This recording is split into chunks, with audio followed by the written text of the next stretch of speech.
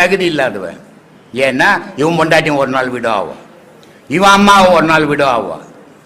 அப்போ உன் பொண்டாட்டி உன் அம்மா விடோ ஆச்சுன்னா உன் அம்மா எதிர வரமாட்டியா? அடுத்த பொண்டாட்டி மட்டும் வரக்கூடாதா? தவறான எண்ணங்கள்.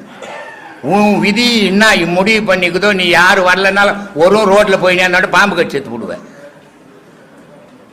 யாருமே வரல, எதிர வரல, யார் வந்தாலும் வரலனால நீ பாட்டுக்கு போயினேன்னா கல்லீச்சு வந்து செத்து விடுவேன். ஆனால் ஒரு விடோ பொம்பளை வந்தாலும் உனக்கு நடக்காத காரியங்களை கூட நடந்து கொடுக்கும். உன் மனசை பொறுத்து தான் அதெல்லாம்.